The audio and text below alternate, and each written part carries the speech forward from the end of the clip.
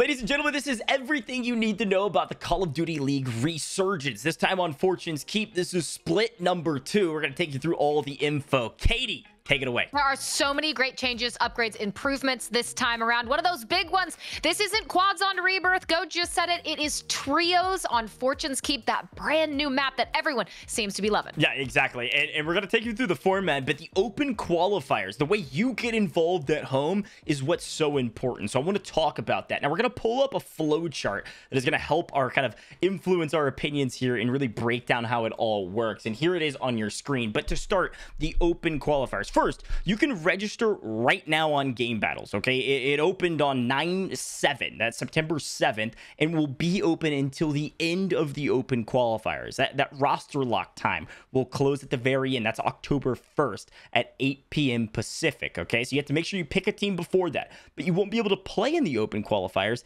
until the last day of September into October 1st. That's September 30th to October 1st. There's only 2 time slots this time around. And this is a very different change to some of the other open qualifiers.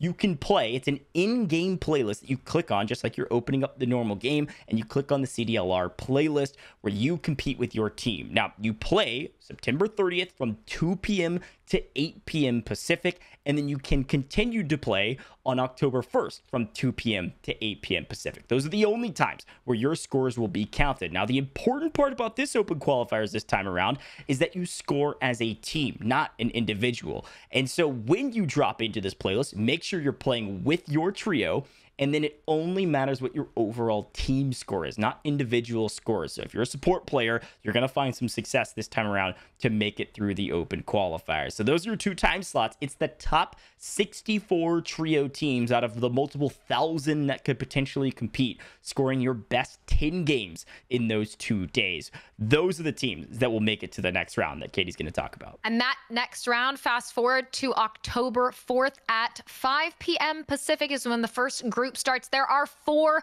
total groups, groups A through D. As GOJJ said it, those 64 teams will be split up 16 teams in each group, and then they will go through 5 maps to get their best scores to see if they can get into the top 8, the top half of those teams, to advance on to groups E and F.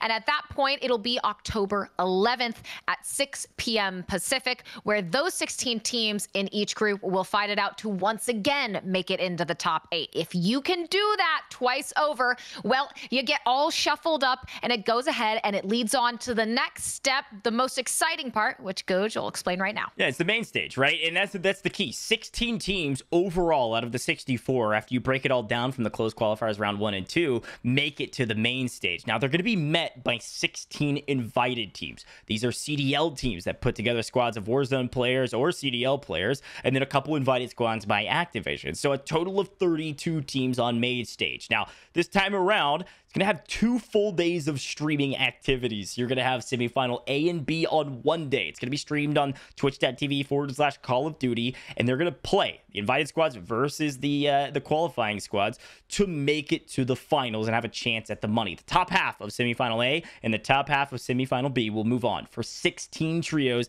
in the finals on main stage, battling it out for $100,000, a chance at $100,000. This time around, by the way, we're going to show you the prize pool delineation, a little different than the last CLR, if you paid attention to that. It's the top half teams making any bits of money, of course, the lion's share of that at the very top. First place, walking away with $30,000 coming out of Fortune's Keep. And, well, if you want to get any little bit of that, again, $100,000 on the line, well, you're going to have to make sure that you can be the most effective with the scoring system here. And this scoring system, how this is going to work, you always get those points based on a single elimination. 1 elim, 1 point, but it is that tiered multiplier system for placement within each map that's going to make the difference. If you're in first place, you get that sweet times 2 multiplier. Every elim you were able to get, well, now that counts for twice as much. 2nd through 4th place is a 1.8 times multiplier. 5th through 7th is a 1.6.